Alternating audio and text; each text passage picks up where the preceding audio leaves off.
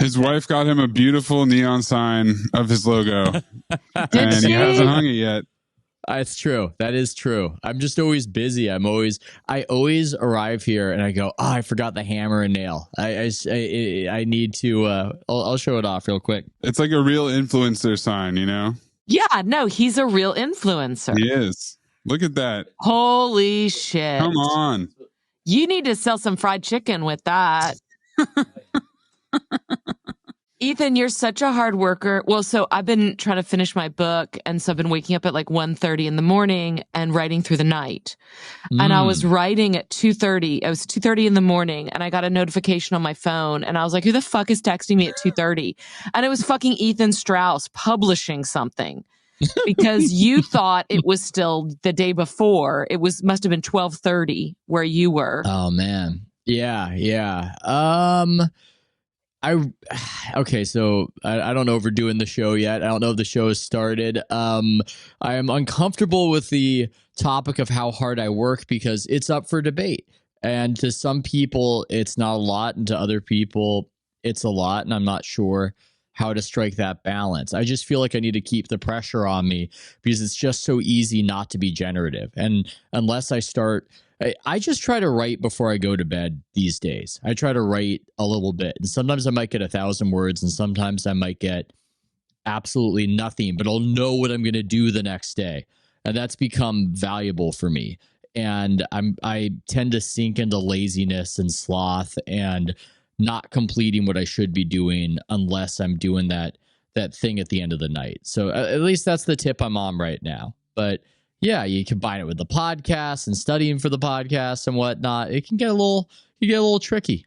It's crazy. I'm distracted by the fact that your lighting is so much better than mine right now. I mean, you've got like a real professional setup over there. I am still in my closet, as you can see. That's okay. It's probably and I've better. got like shadows and shit on my face, and everything's the wrong. Like that's. Why is the light purple? Is what I want to know about your closet. Why purple? How? Well, it's because I have track lighting in here, and they have a purple hue. I really detest overhead light. It stresses me out. Yeah, and so I have this track lighting that is supposed to be. It's not supposed to be purple, but for some reason it does cast a purple glow. People always are like, are you broadcasting from a nightclub? I'm like, no. I mean, I don't know if it even looks like that in a nightclub. I went to Hakkasan in Vegas a couple weeks ago for about 5 minutes because a friend of a friend could get you in. And there's just is not appealing. It was just not appealing at all. What's Hakkasan? It sounds like Hackensack. Some nightclub in Las Vegas. I was there. There were college friends there, friends from college, and is it like a strip club? No, it's not a strip club. It's just a nightclub. But yeah, the single friends sometimes have a different pace of life with different aims and different goals. I wound up at the Papa Shot. Was this at the MGM? I can't remember if it's at the MGM or whatever. Wherever Hakkasan's at, and I just started going crazy at the Papa Shot, and I broke 100, and I need to send evidence because apparently Papa Shot gives you a sticker if you break 100. Does this mean you took 100 shots? No, it just means your score reached 100, and yes. Was score in what? This little game, this little basketball game where you just kind of rapid fire the ball. You pop a shot, and I don't know. Pop a shot. I was hearing Papa shots. Like Hakkasan. Yeah. I mean, these you live in a different world. Well, I forget where you went to school. It was in California. Yeah, it was Cal, as they say, UC Berkeley. Oh, yes. I don't have any real attachment to it, even though I ended up living nearby it. I don't like Berkeley as a place. I've talked about this with Jay Caspian King. I find it to have a real spiritual darkness to it, and beautiful. It's absolutely beautiful. It's so scenic. I think the street, Marin Boulevard. I don't know what you call it. It's Marin Street. I don't know, but it goes on such an incline, and the architecture is these two-door architecture, which I was informed of because I was there with your podcasting partner, Nancy Rommelman, in this exact neighborhood. And I was saying, I think this is the most beautiful neighborhood in America. Huh. But whether it's the school and everything around it, and this might dovetail with some of the topics we get into, I just feel like there's a coldness, a lack of connectivity and atomization to it. It almost felt as though in the pandemic, once everybody started wearing masks at the grocery store, that it just formalized what had always been so, which is that we're just ships passing through the night. We're not connected. We don't believe in anything. We're not tethered to anything beyond ourselves. There's no religion here. Family is not really emphasized. If I take my children to 4th Street in Berkeley, they will get far less attention than if I took my dog to 4th Street in Berkeley. And I love my dog and I believe he deserves attention, but there's just something odd and unmoored to it. And I can't tell if I have a particular unfair sensitivity to it, or if I'm just attuned to something in the air and in the atmosphere. Jay Caspian King, he likes it. He quite likes living in Berkeley. I don't live in Berkeley proper. I live near Berkeley. And the school, I think, is part of that. I did not view it as a place of happiness. I do not have school pride. I don't watch the games, pounding my chest. And I just don't. I felt like I was just a number. I felt like the institution didn't care if I lived or died, which I guess is their right. But I didn't feel like I was part of anything in the way some of my friends felt when they went to other schools. Well, how many people is it? I don't know. It might be 30,000, something. That's a lot. I can't remember. It's a lot of people. How many people went to your school? I read about your college experience when you wrote about it in your memoir. Yeah. Well, UT itself is 55,000, I think. It's one of the biggest state schools. But I was in a small liberal arts program that was only 150 people. So I had sort of the best of both worlds. And then I had my state tuition and my small class liberal arts education. Have you watched Everybody Wants Some, the Linklater movie that is depicting the fictional college baseball team, maybe in 1980, at a fictional, I have to think it's UT. And it just takes you back in that time and place like only he can do it. Yeah, I should watch it. I mean, I remember when that movie came out and I was like, oh yeah, Linklater's a jock. Like I always forget that about him, you know? I didn't see it when it came out. It didn't seem interesting to me, but I hadn't thought about the fact that it was probably set at UT. I'm sure it is. Yeah, it's not UT proper. They give it some fake Texas university name. And yes, he is such a jock. The casting call meant that you had to send in highlights of yourself playing baseball to show that you could capably do it, because that was important to him, that somebody practicing, and they don't even play in a game. It's just, little practices, that they would be convincing. But it's not a deep movie. It's just a little slice of life. And it's just dudes being dudes in 1980 at a fictional University of Texas, which in of itself is fascinating because I'm obsessed with the idea that the more specific something is, just A, the broader it is, and B, just the more absorbing it is.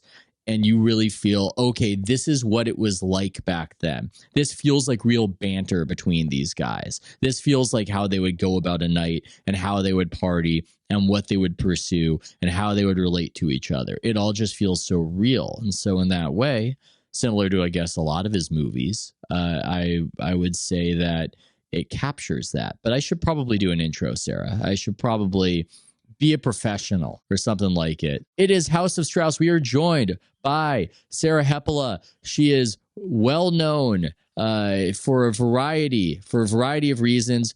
Mostly for having been my boss. That's number one. It's the number one Google search for me. Yes, number one Google search. My boss at salon.com back in the day. Also wrote the best-selling memoir is it 2016? I screwed this up last time, by the way. Is it 2016 or 2015? It's 15. I'm curious about this because you mentioned the date of another alcoholism memoir that was 2016 being made into a movie, and I kind of wondered if there might be some thoughts on that, but it is called Blackout, and it is absolutely fantastic. I could not recommend it highly enough, and is co-host of the Smoke 'Em While You Got 'Em podcast with Nancy Rommelman, who's also a friend and a friend of the podcast. And I have called Sarah here to talk about a piece of memoir writing. I mean, who better, right? It just makes total sense. It is, I mean, I think people might even be dismissing the strangeness of this, or maybe the import of it, because pieces of writing don't generally get discussed on Elon Musk's X anymore.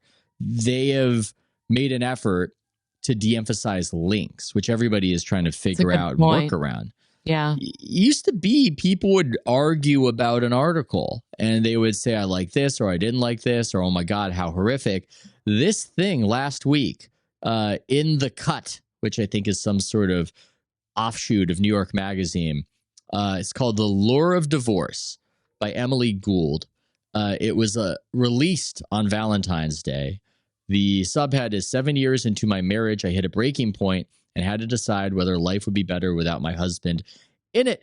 And this right here is a scissor, Sarah, where I saw a lot of people repulsed by Emily Gould, repulsed by this piece of writing.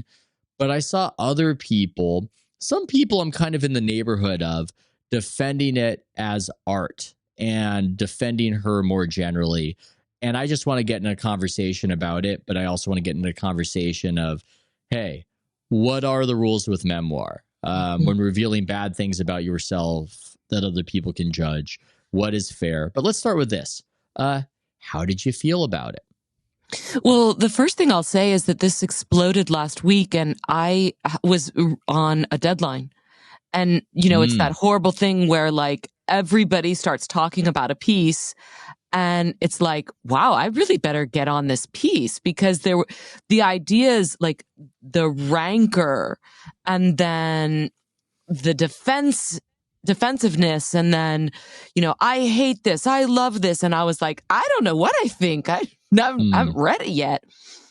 I was really prepared for it to be a lot more provocative, I have to say.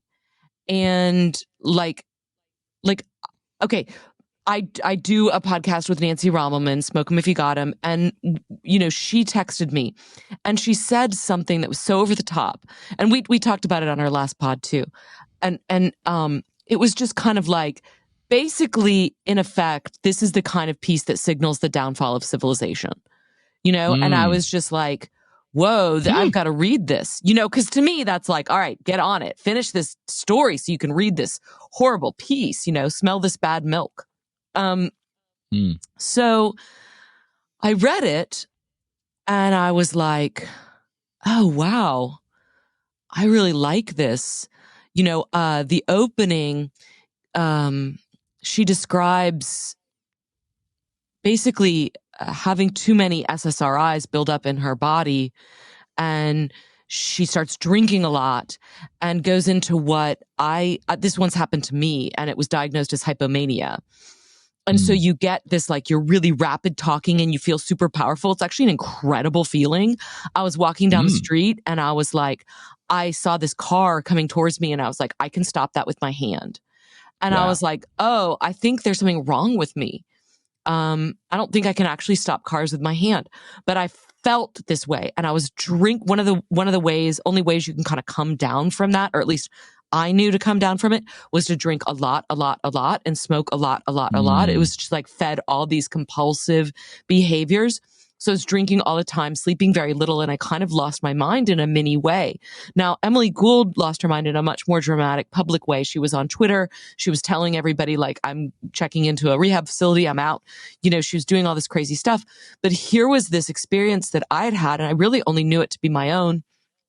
And she describes this spin out, and I thought she did it really well. I mean, I think a lot of people see that opening, and there's a lot of like kind of rank entitlement, but I think it's intentional.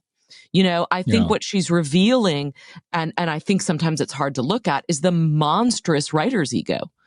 And we have that, you know. One of the reasons I love personal essays. So when I was at Salon, in addition to being your boss, which was almost a full-time job,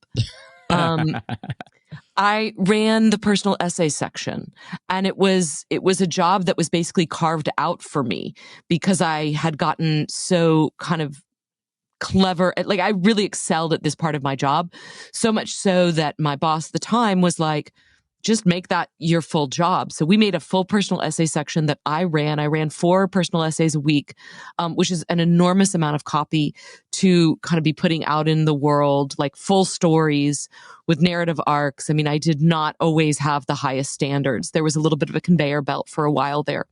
But one of the reasons that I love personal essays is that I love their ability to punch through the noise of politics, the noise of the horse race, of whether it's, you know, everybody talking about this movie or that, you know, it's like one person's singular story. Like you said before, you know, like when you talk about the specifics of something, people can find the universals.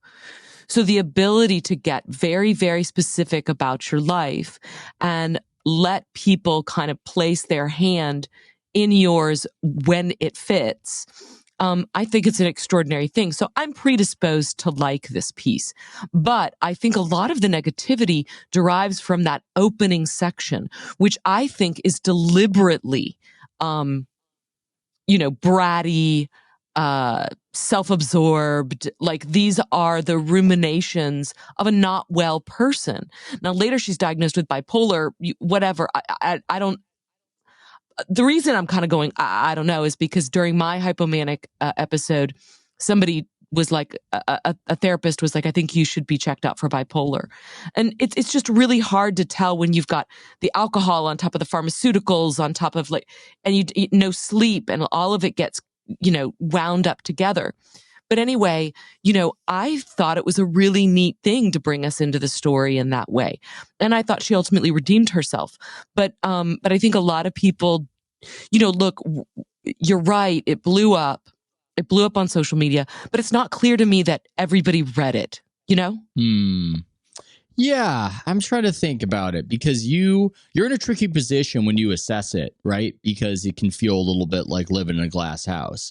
But I will just say, as somebody who read your book and read this piece, I came away from your book, which reveals a lot of human frailty and mistakes and foibles and everything else. I came away liking you, and I came away from this piece disliking her, which does not invalidate it as a work of art. Right. But I came away from it not liking her. At the same time, she didn't obscure a lot of bad things about herself. Well, maybe she did, and she just never told us about them. But she made herself the villain of her own story. It seems a little bit like that's intentional, but it's almost hard to know. It is difficult to know sometimes how intentional that choice is versus somebody who can't even differentiate good from bad, and moral from immoral. There's a part in it where she, I would say, sort of offhandedly refers to cheating on her husband, and it's one sentence. And it's just in the way that you would kind of in passing mention something, and it made an impact on her. She can't go to a yoga retreat ever again, I think is the line there. But it's tricky, because if somebody has a mental illness and it's compelled them to act in certain ways that are totally immoral and not just deranging to their own life, but to the lives of the people around them who care about them, and she has obviously a husband and kids, it's difficult to know where to blame the illness versus the person, where to go, look, I don't like you divorced, to use a term, from the illness. I'm pretty sure that you've got a narcissism that isn't necessarily clinical, but is unchecked due to your own laziness and inability to grow up and be accountable for your actions. Yeah. It's difficult to know where to make those judgments, not knowing a person. But I think that's part of what people are reacting to. I think they are. Let me ask you this question, because likability is a really kind of fraught and electric term in the women's writing spaces. For many, many decades, women have been told that if they want to write their own story, they need to be likable and relatable. And I think in some ways that's a no-duh kind of thing. But let me ask you this. Do you think Tony Soprano is likable? No, and he's very compelling. Do you think Don Draper is likable? No, I don't think Don Walter Draper's White. likable. I'm going to keep going. I'm basically going to give you all the greatest hits. But here's my rejoinder. How annoying would they be as characters if they were the ones invested in their own story, as opposed to these people that were voyeuristically watching? If Tony Soprano was like Chris Moltisanti and he wanted to make a movie about being Tony Soprano, there is this thing of wanting us to get invested changes how much we will abide. But yes, no, it's definitely fair. And I guess what I'm saying is that I'm not sure how important it is to the story's impact and value for her to be likable. Yeah. Because to me, what the story does is it opens up a conversation about some of the unrealistic expectations around marriage.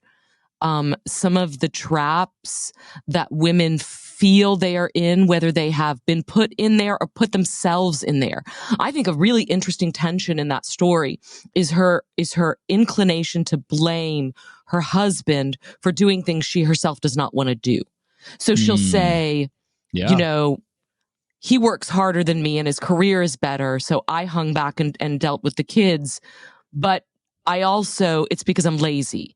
But she wants to be mad about it. This is an adolescent posture where I want to not do the thing, but I want to be mad that I don't get to do the thing. And I think it's terribly germane to this conversation, because I think it's a place where a lot of women, especially women's literature writ large, has been stuck for a long time. They've been stuck in a corridor between I am the agent of my destiny and I'm a protected class that needs men to take care of me, and all the guys are keeping me down. Somebody help me. And a lot of this, and I include this in my own story, I mean, a lot of my drinking was kind of like, help me, help me, help me. And it was like, you finally have to turn the corner and say, I'm going to have to help myself. I'm going to have to save myself.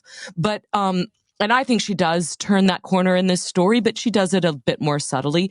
I think it's also completely possible, Ethan, that I'm just a more likable person than Emily Gould. Yeah, I would co-sign that. She's had some moments. I think her big viral moment was defending the Gawker Stalker, stalking of celebrities and invasion of their privacy. That? The clip on YouTube of her and Jimmy Kimmel, where Jimmy Kimmel drops the funny act and says, I don't find it very humorous, and really took her to task. And it was not a good moment for her. She's somebody who seems like operates with a certain amount of moral relativism, to say the least. Now, I should have added a little more texture to it, where her husband is the successful writer Keith Gesson, who... That's how I pronounce his last name. I get all caught up in the air. It's like, okay, because you leaned back, Sarah. I was like, wait, did I say that wrong? Oh, no, I'm just readjusting. Okay, good. Brother of Masha Gesson, and it's a strange family. I read an article, I believe, by him about their son, who is this wild boy, and this is mentioned in the Gould article, that there's a book that is written about the raising of this boy named Raffi. And now that I have two boys, one wild, one too little to be wild, but he's pre-wild, he'll be wild later on, I find that to be a little uncomfortable. Yeah. And this is this other aspect where I'm a voyeur. I want to know how other people live, but I think people react to this in a way that's different from yours, not just due to the likability, which we've established, the vast likability gap, but you don't have kids. Yeah. And I think when kids are part of the equation, I think people react to it differently. That, look, what you're doing right here, maybe there's an artistic value to it, but I don't think you should be doing it. This doesn't seem like something that should be happening. Somebody else is going to have to live with the consequences of everything that you're revealing here.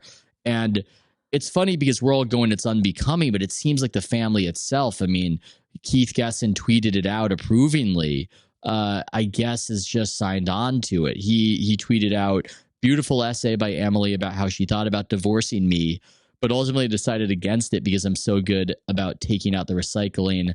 Men take out the recycling. So I think that's this other part of it where people have a natural, and I would say healthy, pullback from somebody revealing these ugly things and this dirty laundry from a domestic situation that does involve children. I agree with you. This is actually one place where I went to the essay more prepared to dislike it because I have a lot of discomfort with women in particular, although men also write about their children, writing about their kids at a time when the children cannot consent. They don't get the choice. And I have two, sort of mea culpas here. One is that parenting was one of the largest, categories that we did at Salon. I had a ton of parenting essays. They always did really well. It was very much the like, I'm a mom and everyone, like everything sucks and it's so lonely. I think on my last podcast with you, we talked about the idea that, there's like an Adam, oh God, what's his freaking name? But anyway, documentary about how a lot of the housewives' neuroses and Valium addictions came not necessarily from not being in the workplace, but from not being around people. Not being around people, that they were the first canary in the coal mines of sort of atomistic individual society where everybody was siloed instead of being around their family, and so anyway, the years that I was at Salon, women were really, there was like a lot of cri de coeur about the loneliness and the judgment and all this. Okay. Well, I learned a lesson really like about a year or two into my tenure there. So we ran an essay. Everyone thought it was really funny. All the editors were like cracking up about this. It was a mother who had a kid and had gone on a date and she was breastfeeding. She had a second child and she was breastfeeding. So she's lactating. And she ends up doing like the guy, instead of being horrified, is like turned on by this. And the date ends with like erotic lactation. Okay. Okay. So that's the story. And years later, maybe like 2 or 3 years later, I got an email from that woman asking me if we could take it down because her daughter was being bullied at school about it. And she had an older daughter. She had a newborn baby, but there was also a 5-year-old who was now like 7 or 8. And I was like, no, we can't, that it's not policy, to just take down stories because you don't want to own them anymore. But what I could do was change the first name to an initial, which I did. Yeah. And then from then on out, I sent out an email to anybody whose story I accepted, asking them to think long and hard about the names and details that they used in their story. Because it's one thing to sign off on your own details, but it's another thing to let those fly into the world. And so I put certain checks and balances into the system, but the system went really fast, But back to this issue about children and I don't have kids. I wish I had kids, or maybe I don't. Who knows? Who knows what I think? Read the second book. But I can't speak from any sort of, personal experience. I just know that it makes me uncomfortable when people write things like, I wish I weren't a mother, and they had children. Yeah. I also happen to think that writing an essay about how you wish you weren't a mother is valuable because other mothers might like to know that, but maybe write it anonymously. Yes. Maybe like if the idea is to get this painful truth out into the world so that people can feel less alone, then you don't necessarily need the status hit of your name being attached to it and your child being able to find it and your child's friends being able to find it. Yeah, I agree. And I don't know if having kids necessarily even changes the way I view this. I remember another one of these literary couples, Michael Chabon and his wife. Ayelet Waldman. Yes. I think she wrote some essay years ago about how she loved her husband more than her kids. She did. And which, I mean, that's an intriguing thought to put out there, but it's a weird one. I don't, maybe it wouldn't be crushing for them. Maybe at some level you would want that. It seems, hey, my parents have a strong marriage that they love each other more than they love us. I guess it could be worse, but I remember I didn't have kids at that point, but I reacted to that going, I did too. But I think it's also important to remember that these are artist couples. They have a different way of talking and being open about things that basically most of society tells you to cram down. And I don't know how strong or not strong their relationship with their kids is. I don't know how Keith and Emily are when they, when she hit publish on, this and it went live and they kind of looked at each other like, here we go. Like, were they silently resenting each other still? Or were they like, you know what? We're in this together. This is who we are. Let's walk through this. And it bonded them. I think every couple gets to kind of make their own bargain with this. I mean, Keith Gesson, I can't feel so bad for him. Emily, this was who she was when he met her. He was obviously very attracted to her. The what was it called? Blog post confessional or something was the cover story of the New York Times Magazine that she was on in like 2008, where she talked about leaving Gawker or being the editor of Gawker and having this breakup in the background. And that was another story. I mean, that was 15 years ago, that also created a huge stir and that I also liked. And I also thought, I think she writes pretty sentences.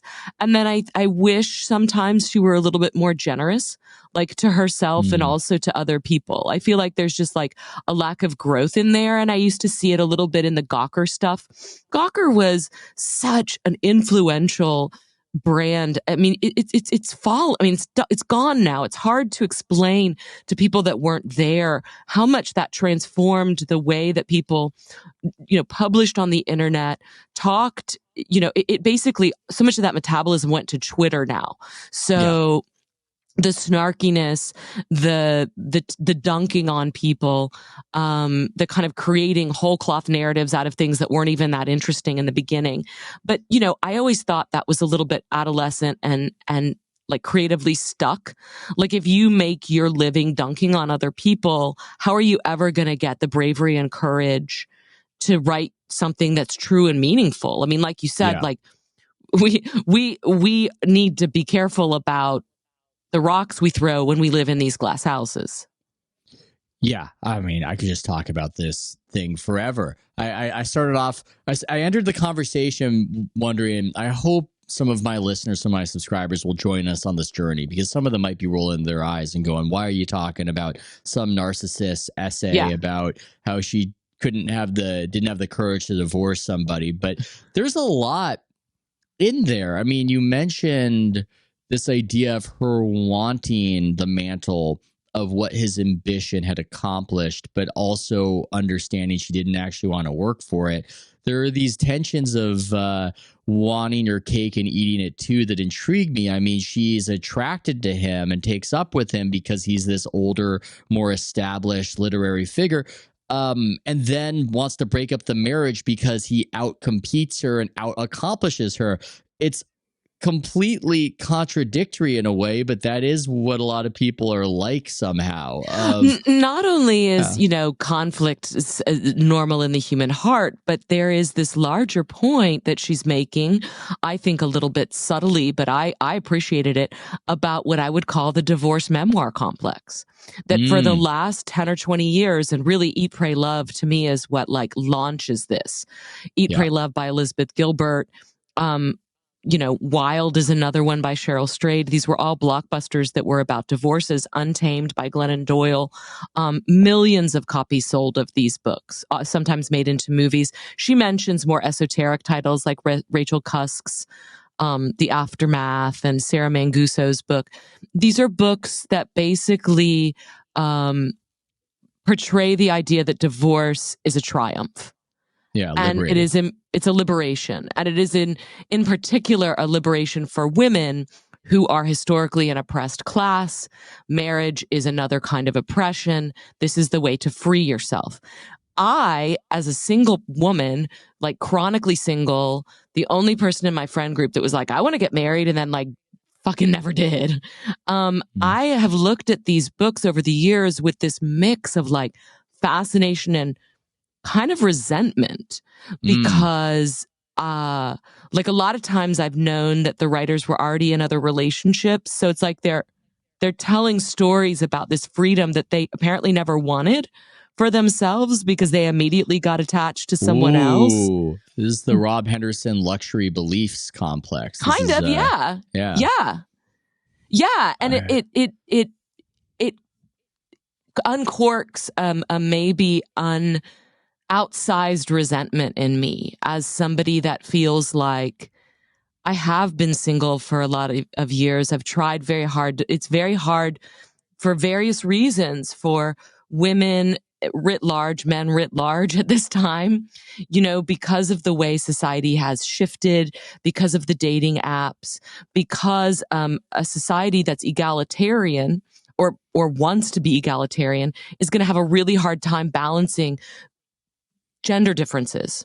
And there are just going to be differences, like especially when you get kids involved. Like I'm basically a gender essentialist that really does think women, for the most part, are better at taking care of the kids. Not everyone's going to think that, and not every like couple is going to play out that way. But that's been my vast observation.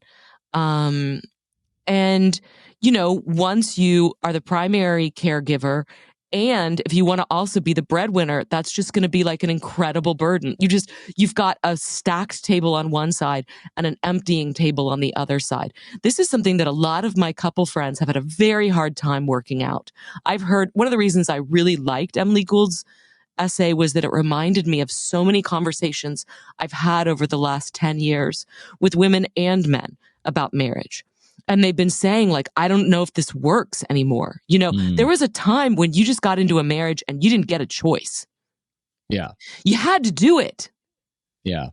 But now that we have a choice, there's so many other exits. And there's also like workarounds, like have a polyamorous marriage, join an ethical polycule. I mean, Lear and Berkeley, you could just, throw a rock and find find somebody to join your we marriage. definitely know people who get into that space, and there's this thing of sometimes you have this kind of instinctual revulsion or disgust at other people's choices, and I don't even know if it's an intellectual thing, and I don't even know if I even care to defend it on the basis of intellectualism, where I just go, yeah, demons there. I mean, that was my observation. So interesting. I think part of the way I see things, it's informed from having gone to Cal and having seen the co-ops and having seen people try to transcend their very humanity and fail. Yes. At a very young age, watching people fail, watching people try to do the open relationship thing, watching people just try to do a little bit of heroin here and there, just watching people attempt to do this and attempt to be fully liberated from the boundaries of society. And ultimately, those boundaries usually are there for a reason. And sometimes they can be transcended by certain people in certain specific ways. But, to draw a comparison, I never read Eat, Pray, Love, but I watched the movie on an airplane. And I don't know if I resented it, but I was repulsed by it. I was just repulsed by somebody living only for their own liberation. That is not appealing to me at all. I feel like you are made whole by your commitments to other people, and it doesn't have to be marriage. It doesn't have to be something so specific, but that ultimately defines you. And there was something about, ooh, I just want to kind of find myself eating pasta in Italy. And yeah, I left this poor dope who was with me, but it's all about me and my journey. And I'm going to discover myself. But the person you discover, I think, in life is often revealed by what you mean to other people. I mean, that's really what it is. And this is an interesting essay in some ways, even if it inspired a similar disgust in me, because if we are like paleontologists to brush away a lot of the dust, we'll find a very traditional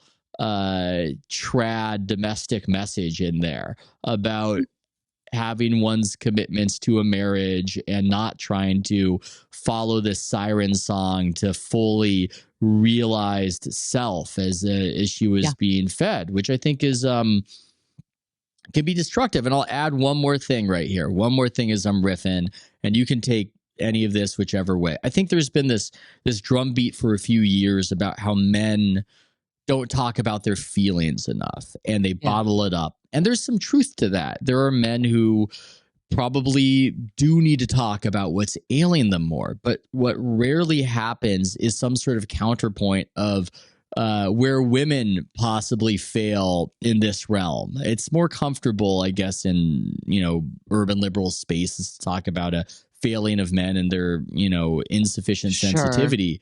But I think if I were to identify it for women, it might be this sort of brand of you go girlism and affirmation. Absolutely. And my wife, I don't want to reveal too much about my own life, but there are people she knows and she'll tell me about some terrible choice they're making. Yeah. And I'll go, well, did you tell them that? And she'll go, oh God, no. That would be rude.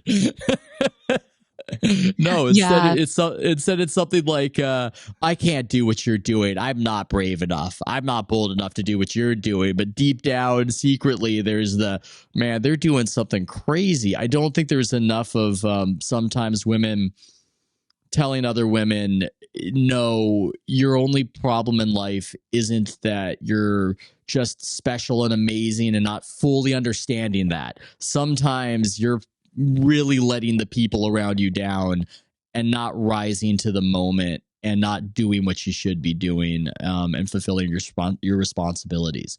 That's my whole riff and digression. I have like 3 points, and let's see if I can remember all of them as I go through them. The first one is I cannot wait to come on your podcast and talk about my next book, which I haven't even finished yet. But what you're talking about, the idea, the book is so much of my own pushback to the kind of dialogue of or the monologue of self-actualization. This idea that we're really just supposed to be on a journey to understand ourselves. I really believe that we only understand ourselves in connection with other people. Whether we do that as a married person or a single person is sort of immaterial.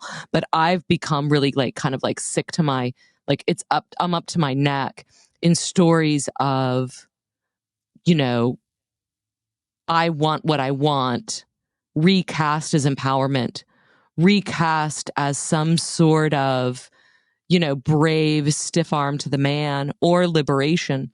Like you, I had a similar revulsion to Eat, Pray, Love. I read it about 10 years ago. I actually think Elizabeth Gilbert is a wonderful magazine writer. She wrote my favorite profile of Tom Waits, Play It Like Your Hair's on Fire. It's fantastic. She's a really good writer. But Eat, Pray, Love is not her greatest work. And when I realized that the book was going to be about somebody that divorced her not bad husband in order to go gallivant around the country with her book advance that she'd already sold the book on, and then met her new boyfriend in the last chapter, which, P.S., she later divorced and wrote a memoir about. But I was just like, oh my God, holy shit. And this is going to be the blueprint on which how many divorces are made. And the industry of Bali is just basically an entire conveyor belt of, recently divorced single women that are sowing their wild oats there, hoping to find their one, and it is one of the unspeakable things I feel like, as I'm very firmly in this memoir and personal essay space. I don't know Elizabeth Gilbert, so I don't want to come after the queen, but I don't like that book, and I don't like the message of that book. And I think it took me a long time to admit that, you know. But the other thing I wanted to talk about was men and talking about their feelings, you know, and that you've made such a good point about women not expressing their own feelings, you know, and I think it's an undersaid point. Like the line is like, men never talk about their feelings, women always do. But I think if you went to a bar and watched two groups, one male, one female, the guys would be like, fuck you, dude, you sound stupid. Yes. And that's not exactly a feeling so much as it's like an attitude or an opinion. And the girls would be like, yes, queen, you are right. And then in the bathroom, they'd be like, she is a mess. And that dynamic was something I really have tried very hard to untangle myself from. It's very uncomfortable because once you disrupt the common female kingdom narrative that anything a girl does is empowerment and everything a girl does is, and by the way, girl is the right word. I think this is a girl thing. Women know that they got to stand up to their questionable choices and take the hits. Girls want to be told they were right about everything, you know? And so there is this thing where we will say, you know, and I've had like, you know, okay, so like if I break up with somebody or they break up with me, right? Let's say it's that way. Somebody broke up with me and I go to my friend. There's a lot of people that just want to hear like, oh my God, he was an idiot. He's a fool. What an asshole. And I'm much more interested in the friend that's like, why do you think that happened? What went wrong? What did you see that he didn't see?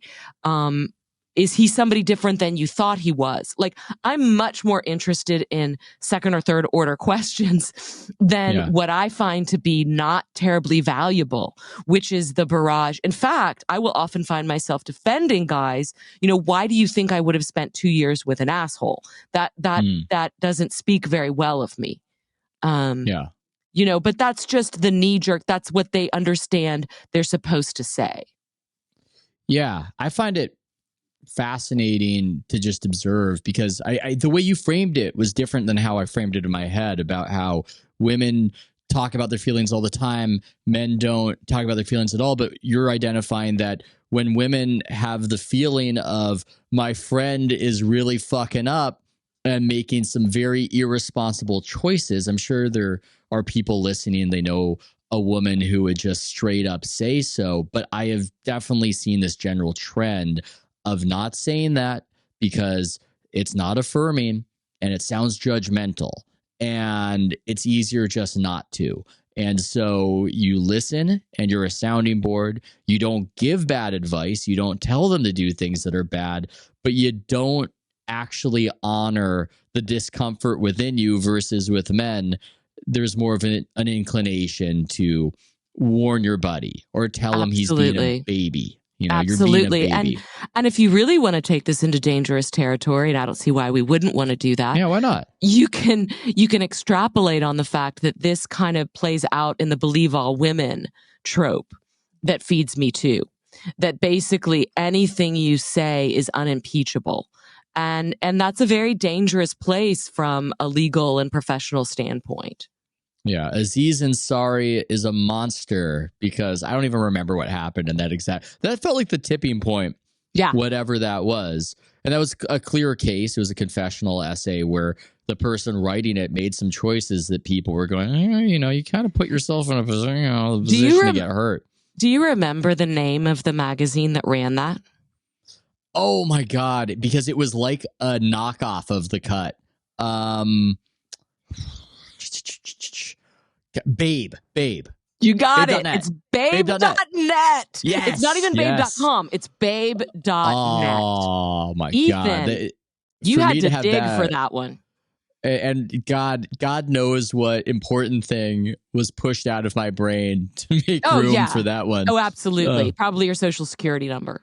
I mean, that's a great trivia night question. I can hear them reading it. The publication accusing Aziz Ansari of misconduct was what? What was it? Oh my God, Ethan, we have to do Twitter kerfuffle Twitter night. Twitter trivia night. That would be actually a really enjoyable little event for one of these here Substacks. Maybe a Blocked and Reported could host it, and others are there. Yeah. I've got my own thing with the Cavender twins and the Free Press. Maybe I would make the cut. I don't know.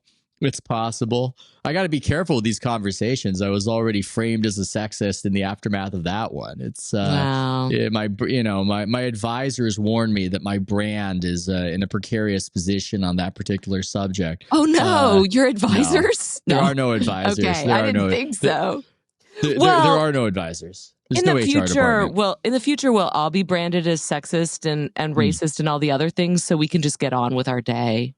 Well, the AI technology and the deep fakes, you could always plausibly just blame that for whatever happened. And we can all go back to having privacy due to the proliferation of this here technology. I still feel like there's meat on the bone of this crazy essay. How do you feel as a Gen Xer's Gen Xer? And I'm calling you that because I'm so proud. You had Dan Savage on of Savage Love, and you and Dan and you were just Gen Xing all over the place, just being total Gen Xers. We Gen X'd all over the floor. I had to mop up later. So much. It was such a mess. Some have identified this as millennials hitting the wall.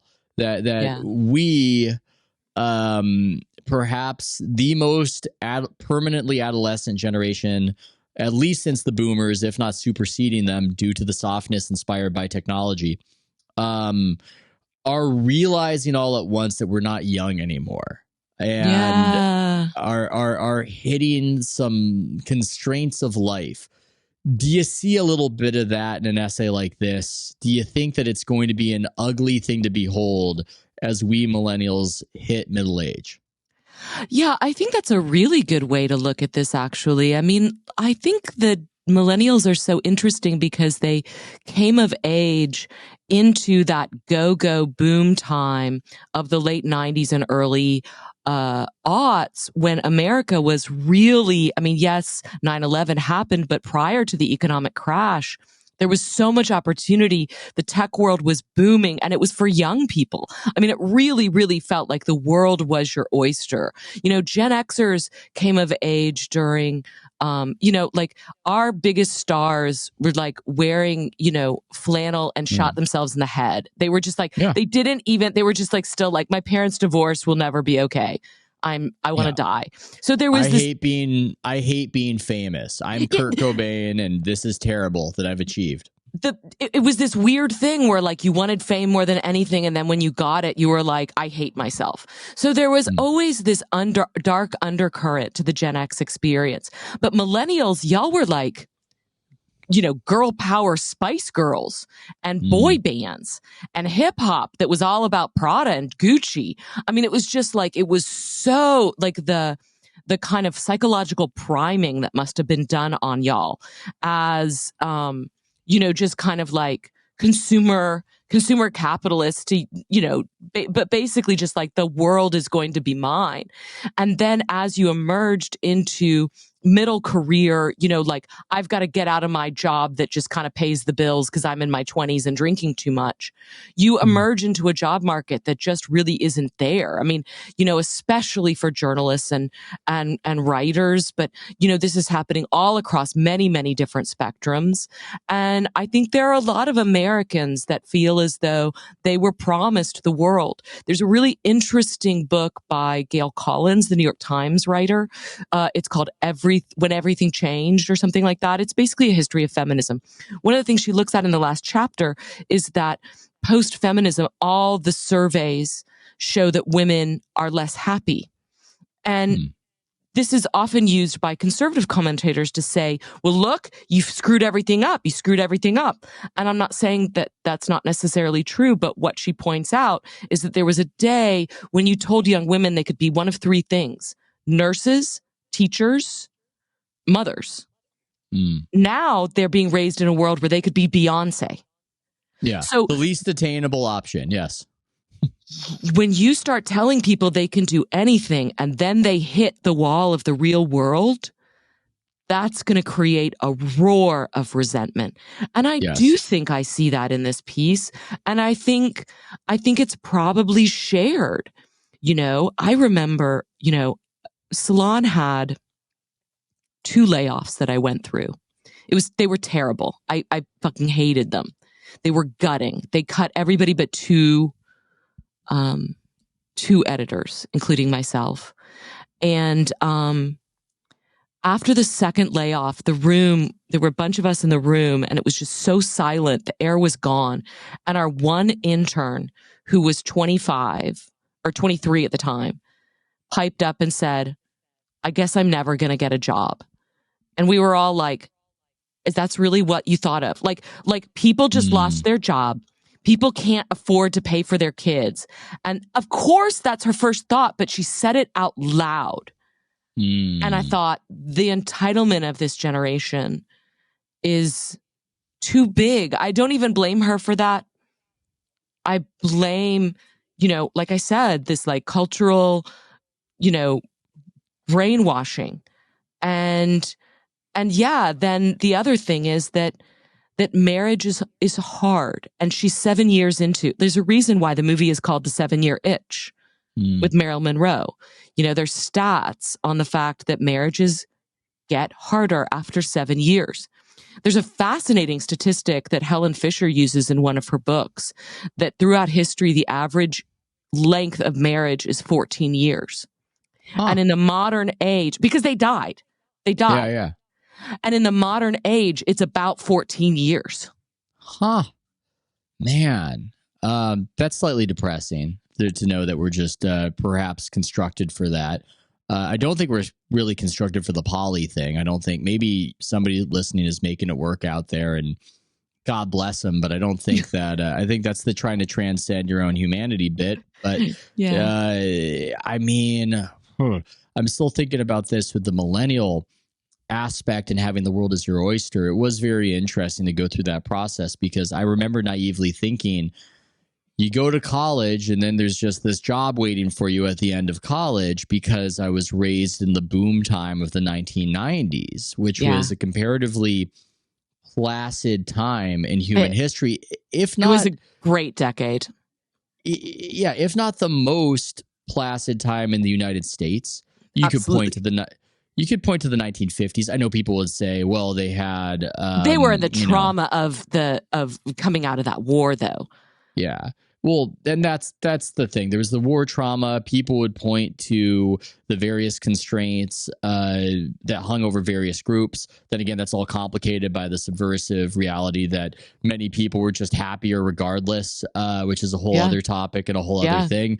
But, 1990s, people have legal equality. The economy's roaring, and there's no specter of nuclear annihilation hanging over everybody. Yep. This was what I grew up in. And then the economic crash happened when I graduated, and there were just no jobs. I was trying to get a job doing anything. I was trying to get a job bagging groceries, and I couldn't because other people who had been grocery baggers had just been fired from their banking job or whatever. And so there was a bit of a pipeline, whatever. Is it true that you tried to get a job bagging groceries? That's not a comic hyperbole. No, on Piedmont Grocery in Oakland, near my house I was sharing with friends, where I had a walkthrough room that cost $400 a month. And I was just trying to get any kind of job I can. But you know what happened is I couldn't find a job doing anything. And so I sold my bar mitzvah stock and applied for an internship with salon.com, and just went, okay, I've got enough for rent for a while. It's only $400 a month. I'll scrimp and save. There was this place up the street on Piedmont Ave that had this happy hour where they would put hors d'oeuvres out and they would entice you to buy a drink. So that was like a good way to maybe get a dinner, was to show up and act as though I was somebody there to buy a drink, and I would eat all the little free samples right there. You're reminding me that one of the most viral essays I ran during my long tenure at Salon was about millennials on food stamps. Yeah.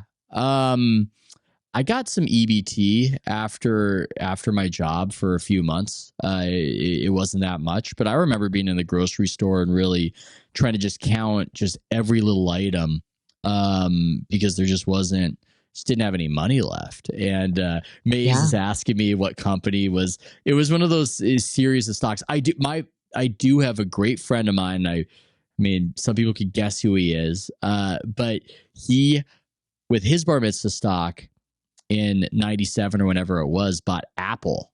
And I mean, that's just an incredible decision by a 12-year-old. Wow. And has held it since then. I mean, that's, yeah. He was a man. Guessed it. Like he did become a man that day. Yeah. I mean, I'm trying to think of my friend he's very self-possessed, but is he mature? That's a whole other topic. I can't reveal who it was, although Anthony Mays guessed it, and some people might guess it who are listening right now. Where was I? Oh, yes. I also think there's this aspect where the media, not like the media as in somebody trying to give us a message, but just you absorb so many stories, right? And they're so entrancing. And you wrote about this so beautifully in your memoir about how it does provide the substrate of what you think reality should be. And the people in these stories are creative and interesting.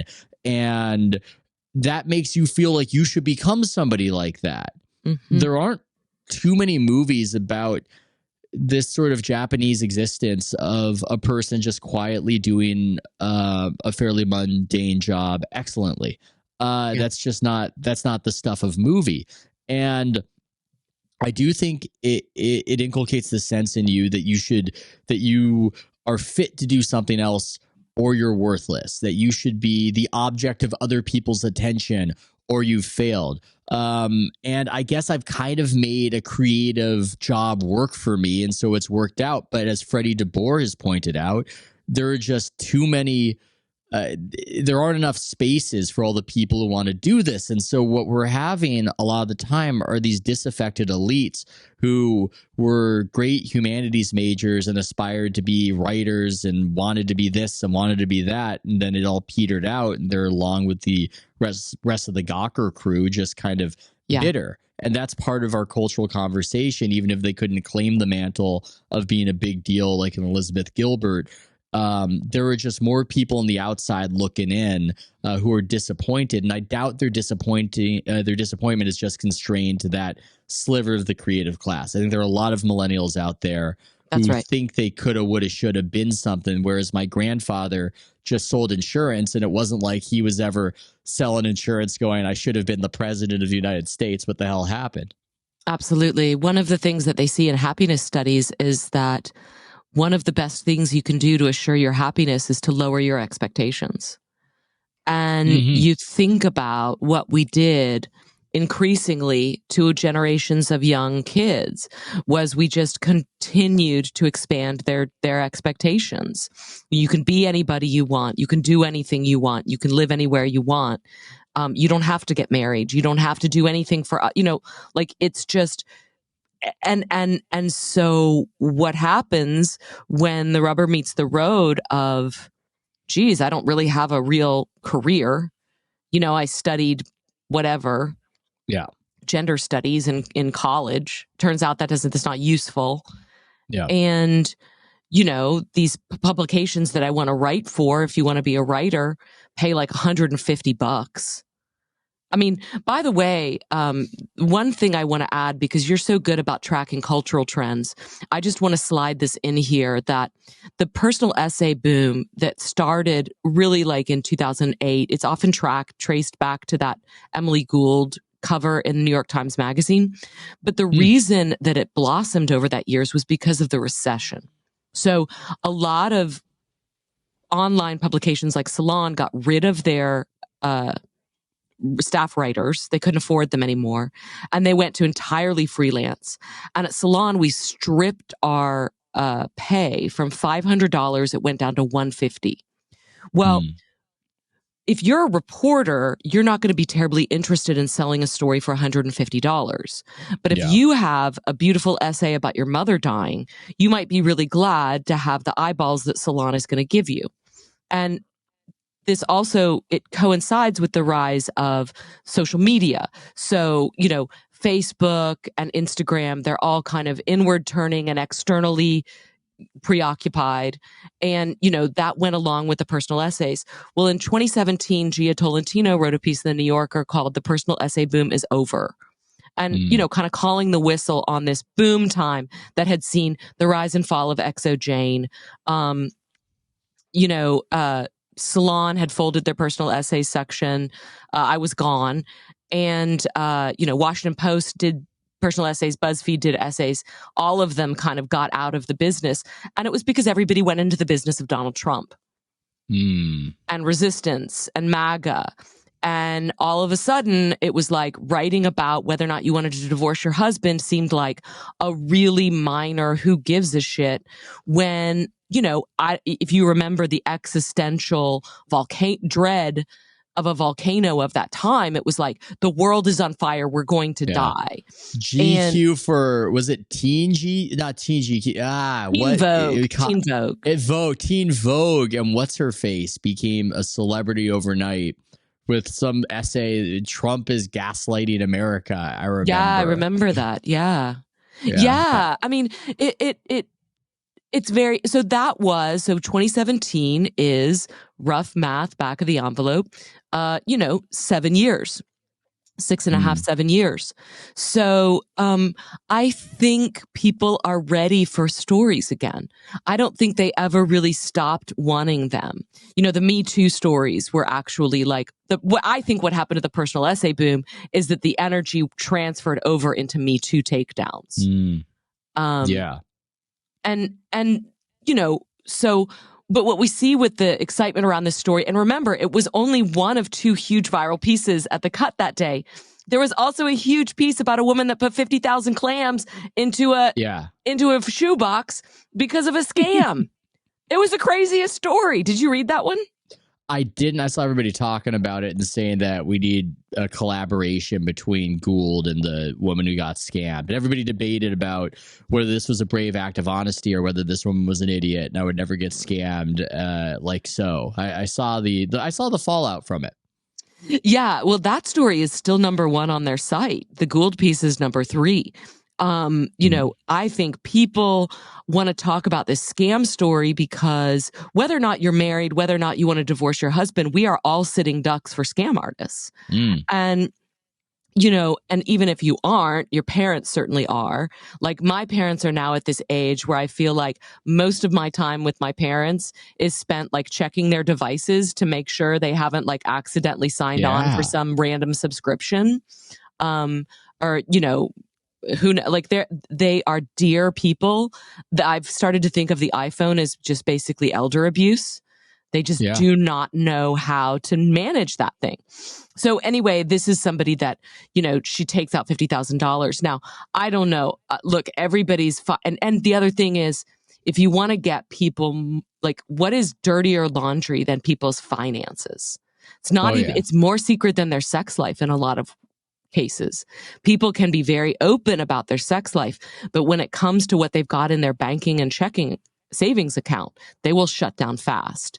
And this is somebody who admits through the course of the story that she's got $80,000 tucked away, which is going to, and she's a freelance writer, and that's going to raise a lot of eyebrows for people that have been, making $150 a pop on, whatever babe.net became. Yeah, the financial aspect of it's shameful for people. A lot of NBA players get scammed and they don't talk about it openly, or at least that openly, but they get reliably scammed. People, they get, just like it's the top NBA talent, it's the top scammers. They know what they're doing. They work in concert. Sometimes the financial advisor is in cahoots with the agent.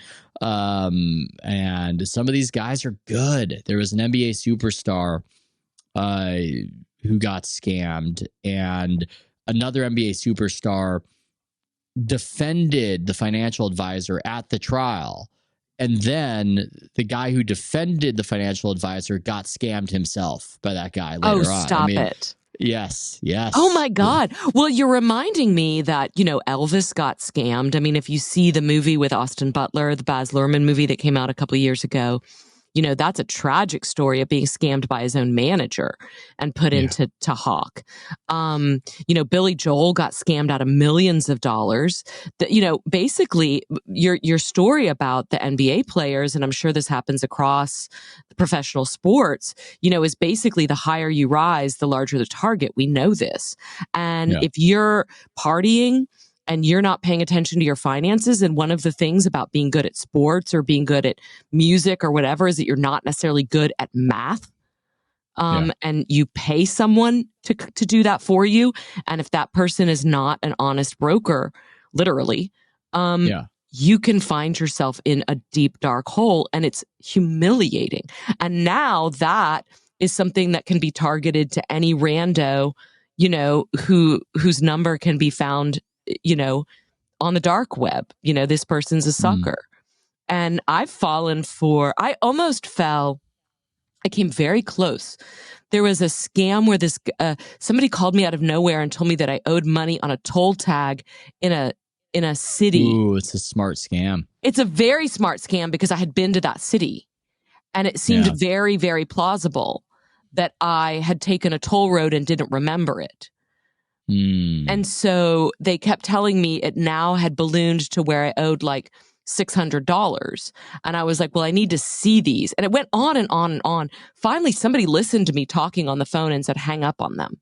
And I was like, really? And they were like, absolutely, hang up. And I did, and they never called back. But I was like, did I? I don't know. I mean, that's a good one. The other good ones are where they're the people who are trying to save you from being scammed. And there are the confidence games. This is why I love Gift of Fear, not just as an instructional, but as a book about human psychology, the Gavin Becker book from the late 1990s about the five tricks predators use and how to see them, and how he has these terms for it. One is forced teaming, where they sidle up to you and they kind of create a scenario where you and them are kind of in cahoots together, where the criminal is saying to the woman who's got all her grocery bags, and he wants to hold some of the bags to get into the house, and he goes, come on, we've got a hungry cat up there. Like, you're sort of insinuating that you're, but I can't remember all the rules. Inability to hear no is one of them. And typecasting is another one, where you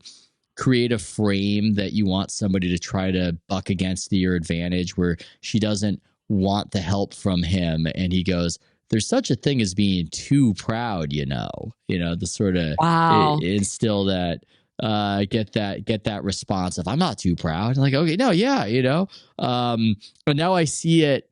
I see it in life. I see these little, and it's not always predators or horrible people. My neighbor, he was in sales for some tech company, and he's just an effortlessly good salesman, and he does personal training on the side. And I can see these aspects to it where he offered to, have me do some personal training at his place. And I go, I don't really want to. And he goes, dude, if it's a money thing, I totally get it. And they're like in your head, like, no, I have money. What are you talking about? Yes. I'll give you all my money. I'll give you all my money. Come on, let's do it now. Such a good line.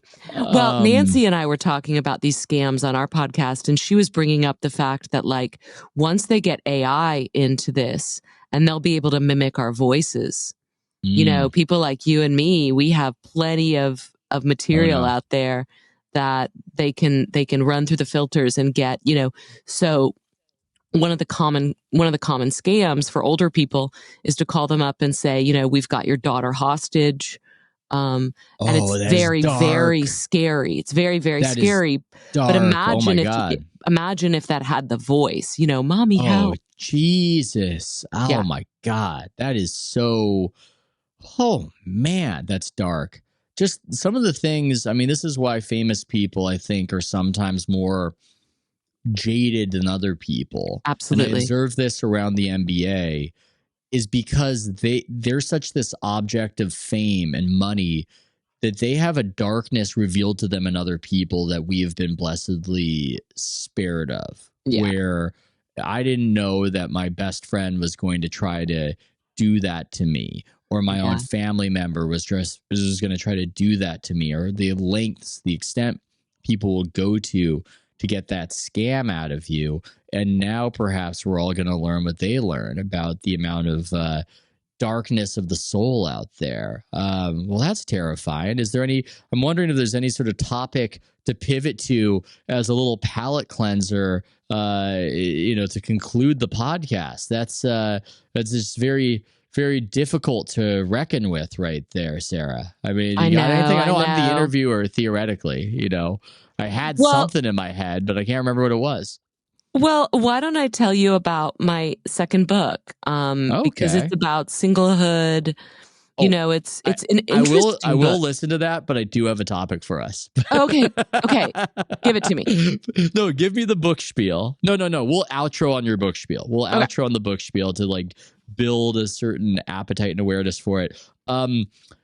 Richard Hanania is theoretically going to appear on this podcast. He seems to be a very taboo individual. Yes. Producer Mays doesn't know anything about any of these people. He has no idea what we're walking into with this right now. I'll keep him in the dark so he just doesn't know and can't be faulted for anything. You guys kind of debated him because there was this big fallout with him, and his online persona from years ago was unveiled. Yeah. With ugly things said of the racial variety and whatnot. And he wrote his, apology or accounting for, and is still, I think, an influential intellectual. I actually think there are people in tech who read Richard's work and think about it, and he is just a particular person. Nancy finds him utterly revolting. Yeah, she's having none of it. You find him somewhat intriguing. Mm-hmm. Should he be on this podcast? Yes, absolutely, because I want to listen to it. You might get a very different answer from Nancy. I don't know. But for me, absolutely. I'm dying to listen to this. One of the things that he said in that kind of mea culpa was, look, I was a really sad, lonely individual. I was basically like an incel. I didn't have a girlfriend. And a lot of people, I think understandably, were like, dude, that's not an excuse. I would put it in the category of, that's not an excuse, but that can help be an explanation and a rationalization. We hear a lot about incels.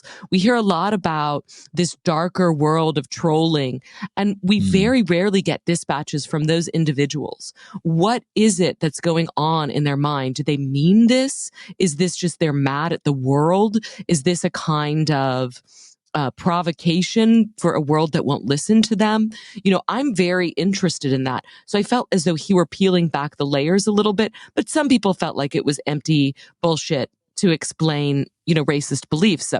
I really don't know because I don't know this person. I will say that since that, I only learned about him when we did that show talking about that particular scandal. And then since then, he's come on my Twitter feed a couple different times with interviews with very interesting people. I've watched his interviews. He seems like a kind of strange dude, Yeah. No, I think that would be a fair assessment. I met him and I found him to be unlikable. Mm-hmm. I'm not saying that secretly. This is on a public podcast. I'll have him on the podcast. And it wasn't because I was just shaking my fist and those things you said about people I'm so mad about. No, I found him to be in the back and forth unlikable. But the funny thing about it, there was an honesty to it as well, where he said things that I would regard as rude, and I found that to be unlikable, but I also found it intriguing that somebody would be that rude. And this gets, now we're bringing the conversation full circle, which is, that's right. What does likability matter? I mean, I know Hanania says he wants to be the greatest intellectual of this generation. Should one be likable to aid in that ambitious goal? Or are intellectuals just rarely likable? Steve Jobs was super unlikable, right? You often hear that about him, about working for him. I mean, I don't know where I come down on it all. I will say that Hanania's kind of signature idea, to package it into one, is that wokeness is downstream of law. And whatever you want to call wokeness, this term has fallen out of fashion. We can say political correctness, sensitivity, whatever. His contention, his argument is that it's law. It's a judge says something. I mean, it appears that a judge just invented the concept of diversity that we talk about all the time. It was just kind of, just off the cuff. A judge said it in a case in the Supreme Court, and then we have this concept we talk about. I think it's a very important concept. And whether it's true or not can be debated, but I don't see too many people debating it. If so much of our cultural conversation is actually informed by what judges say, and we're all just following them, well, that's really interesting. There are massive implications, and a lot of those fights that we talk about in the legal system matter a lot more. So I think it's worth talking about, because he's worth talking about, because that concept, I think, is worth talking about, regardless of what anybody feels about him. But yeah, I'm like you. I think both of us have a little bit, there's an allure to whatever is taboo, and that makes it intriguing. And you want to kind of explore it and sort out, okay, what's going on here? What's up with this? What is with this individual who has some overlap with people who are liked by a lot of people, but is also, forbidden and is in the no-go zone to others. Yeah, we need people that are unlikable. We need people that are willing to say things that are not going to necessarily get them plaudits. And throughout most of history, I think that's probably one of the markers for greatness, really. I imagine it was helpful to be liked, but I don't know that it won you wars. I don't know that it got you the kingdom. And it can often, probably just as often, be a liability. So I think that people like him are necessary. I don't know him well enough to have an informed opinion. I'm looking forward to this conversation with him so that I can get to know him a little bit better. Your conversation with him. He's somebody that, for whatever reason, I watch some of his stuff, but I don't follow him on Twitter, and I would not feel comfortable like responding to him in the comments, like, "Hey, Richard," I wouldn't want my friends to be like, "Oh yeah, there's Sarah palling around on Twitter with Richard Hanania." It's so funny where people draw the line, because yet you're comfortable in this setting saying what you're saying, but on Twitter it's just a different. I used to have that thought where I'll go on any kind of Fox News podcast, but I almost feel like, not that I make decisions this way, but if you were on the show on Fox News with the Chiron or whatever, the people around me would now it's a visual thing. Now it's a visual thing to them, and it's more worrying. It's more concerning. Absolutely. They've got to distance themselves. Although I don't think people think like that as much anymore. I think there's been a vibe shift. Like, as you're pointing out, there's been a vibe shift toward the personal essay. That's coming back in the vogue.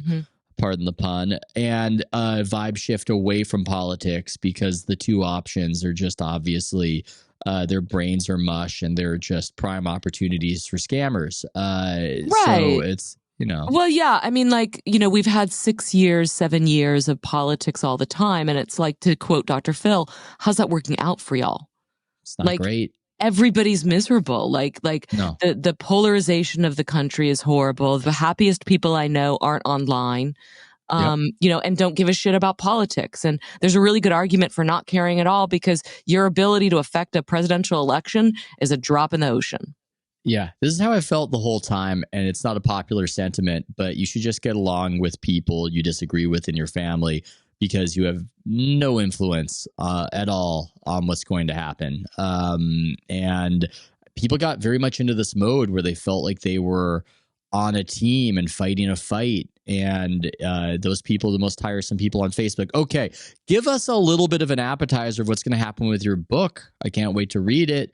I'm very intrigued. Like I said, the memoir that you wrote about your journey through alcoholism, I think it was just so good. So I want to hear about this one. Thank you. Well, I'll keep it short because speaking of appetizers, I'm gonna go get myself a Tex-Mex dinner here in Dallas in a minute because it's dinner time around these parts. But I will it's called Unattached right now. It may change, but that's and I the subhead I'm playing with right now is the solo life that I chose and never chose at all. And the idea with that there is, there are absolutely decisions that I made that led to a life of kind of freedom, independence.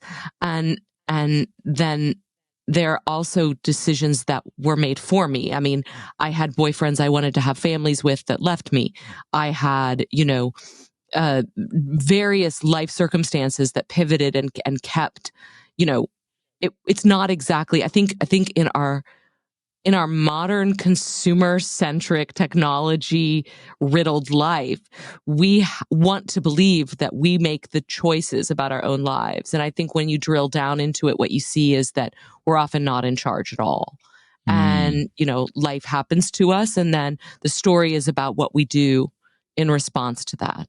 And so this is about somebody who finds herself in her 40s, single, no kids, having wanted to be married, having wanted to have children, but ultimately steps up to the life that she built and didn't build, the one that she has. It's all that we can do. So I'm finishing it up right now. I don't know when it'll come out, but I hope to come on your show and talk about choices and singlehood and dating and love and marriage and babies and all that stuff. I think that in addition to being really good might be something that's quite resonant, just because I'm just seeing more and more women of this generation, the generation before, arriving at this point of realizing that they're not going to have kids. Yes. And yes, in theory, they chose it, but they almost didn't know that they had as little time as they had. And this is just going to be more and more of a thing. So it's a huge growing demographic. So I think it's something like 40% of millennials are single at the age of 40. And that's a huge number. And a number of those women would like to have children, but have not. Usually when you look at the demographic, it's like 90% of the women would like to. But, we most often hear from the 10% that are very proudly not interested in it, which is fine. And I'm glad we've had a space for that. But there hasn't been this space for somebody that was like, oh no, I would have really loved that. But because of various things in my life, it didn't happen. And I had to make a decision to, be okay. Like I can only choose how I respond to that. Yeah. So. Well, it just sounds like almost a different way to find maturity and purpose, where people will talk about having kids as the way one does it, but also accepting that you're not having kids. I mean, there are people in my family who are older and just never had kids. And it's not like, I mean, we're almost, I think, especially more so in the conservative space, I think it's generally good if people have kids. I think they do find fulfillment, but it almost becomes this thing of if you don't, then your life has been just meaningless, which is crazy because so many people don't, and often don't by choice, and are part of things that are meaningful. So I can't wait for that. I want to read that. Yeah. Thank you. Thank you. I hope it's a banger. So. Well, I appreciate you doing this. I don't want to hold up your Tex-Mex. Oh, and I didn't even say thank you. You and Nancy gave me a very good shout out a couple months ago, which I know because I'm a listener. So I heard it. I heard it by happenstance, and was very thankful for that. And this is the awkward outro, Sarah. I don't have a good way to stick the landing on these. It happened. We talked about an essay. It might have been good. Our discussion. I didn't exactly do great on the exposition, but this is the conversation. Now it's ending. Thanks, Sarah. Dude, I'm going to get Tex-Mex.